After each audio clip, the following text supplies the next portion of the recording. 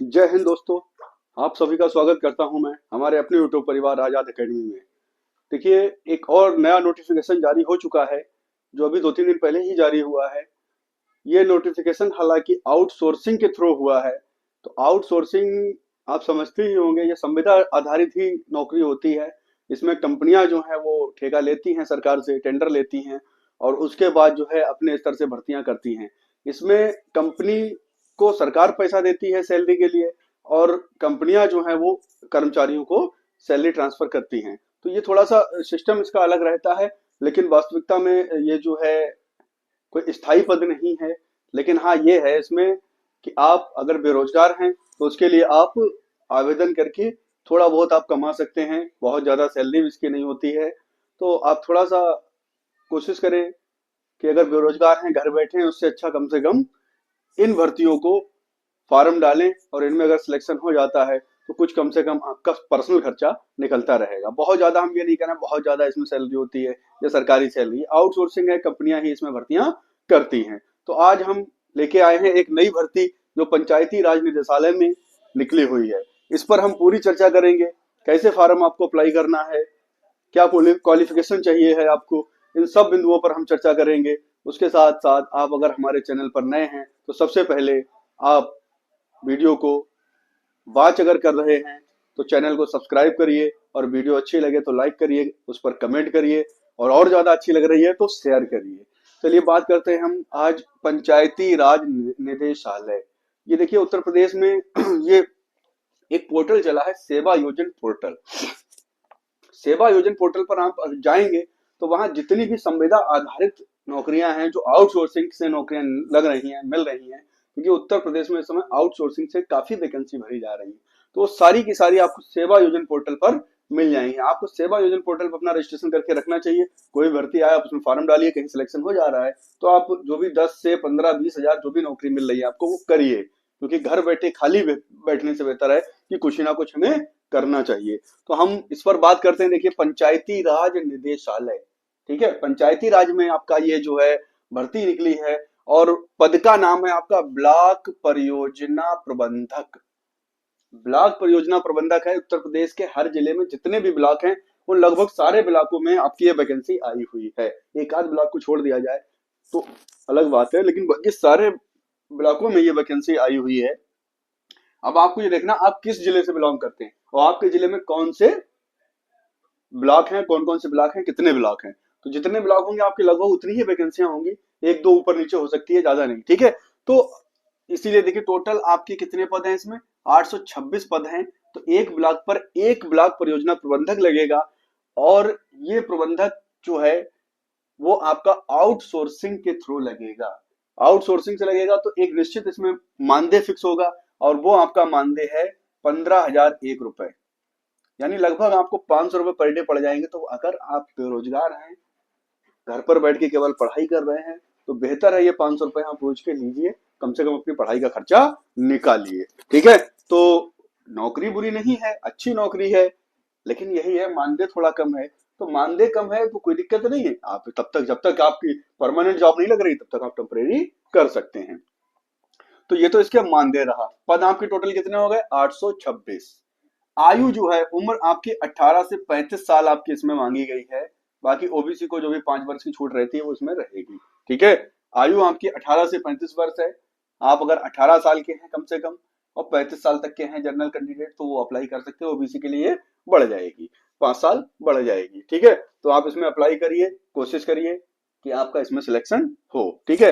अब देखिए सबसे मेन बात क्या है कि मेन बात यह है कि उसी जनपद का आपको मूल निवासी होना अनिवार्य है। कहने का तात्पर्य है, अगर आप बरेली जनपद के निवासी हैं तो आपका बरेली जनपद में ही फॉर्म पड़ेगा।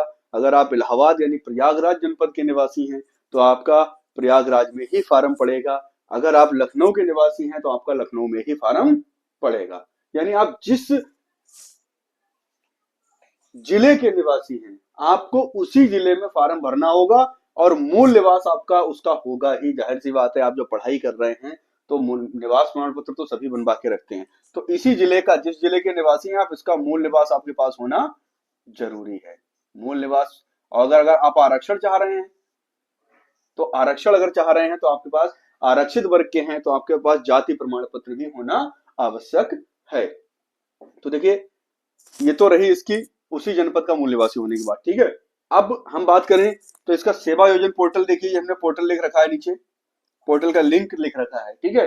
बाकी आप जो है सेवा योजन पोर्टल डायरेक्ट यूपीएनआईसी खोलेंगे, सीधे खुल के आ जाएगा, वहां सारी वैकेंसी आपको शो होती हुई दिख जाएंगी, और भी विभागों में निकली है वो भी आपको दिख जाएंगी। तो जहां जहां भी आपको सही लग रहा है आप वहां अप्लाई करिए। फिलहाल तो हम इस बार ब्लॉक परियोजना प्रबंधक के बारे में बात कर रहे हैं, तो ये भी आपको वहां शो हो जाएगी, हर जिले की अलग अलग शो होगी, और ये डिस्ट्रिक्ट वाइज वैकेंसी आएगी, डिस्ट्रिक्ट वाइज ही वैकेंसी ये रहेगी। तो उसमें जो है कंपनी को ठेका दिया गया है, वो आपको इसकी नियुक्ति करके देगी। तो ये आपका पोर्टल है, इस पर आप जाइए, अपना रजिस्ट्रेशन करिए, और इसमें आप जो है कोशिश करिए कि हम जो है और भी जो भर्तियां आती रहती हैं आउटसोर्सिंग के थ्रू, उनमें भी अप्लाई करते रहें, ठीक है। अब ये तो इसकी बात हो गई। अब हम बात करेंगे कि इसकी योग्यता क्या है। योग्यता हमने देखिए पूरी इधर आपको समझा रखी। स्नातक पास होना आपके लिए जरूरी है, वो भी 60% अंकों के साथ। ऐसा नहीं आप 50% या 55% ले आए हैं तो आप अप्लाई कर सकते हैं, नहीं। इसमें अप्लाई करने के लिए आपके लिए ग्रेजुएशन, स्नातक का मतलब ग्रेजुएशन, आप बीए, बीएससी, बीटेक, बीसीए कुछ भी हैं, बीबीए कुछ भी हैं, वो आपका चलेगा, लेकिन न्यूनतम अंक आपके 60% होना अनिवार्य है। अगर आपके 60% अंक हैं तभी आप इसके लिए एलिजिबल हैं, अन्यथा की स्थिति में नहीं है, पहली बात, ठीक है। दूसरी बात, इस स्नातक के साथ साथ आपके पास देखिए डिप्लोमा कुछ लिख रखे हैं हमने, ट्रिपल सी हो ये नहीं है, डीसीए हो ये भी नहीं है, पीजीडीसीए हो ये भी नहीं है, एडीसीए हो ये भी नहीं है, तो ओ लेवल हो या ए लेवल हो, ये इतने डिप्लोमा हो गए। ट्रिपल सी है, डीसीए है, पीजीडीसीए है, एडीसीए है, ओ लेवल या ए लेवल, इनमें से कोई भी एक कंप्यूटर डिप्लोमा होना जरूरी है, योग्यता स्नातक के साथ।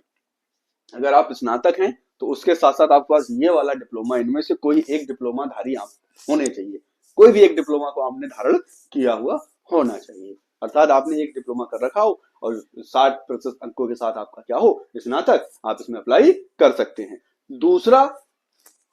दूसरी क्वालिफिकेशन देखिए यह है तकनीकी क्षेत्र में, जो टेक्निकल फील्ड होते हैं उनमें आप कम से कम 60% अंकों से स्नातक हों। अब टेक्निकल फील्ड में अगर हैं तो आपको इन डिप्लोमा की कोई आवश्यकता नहीं है।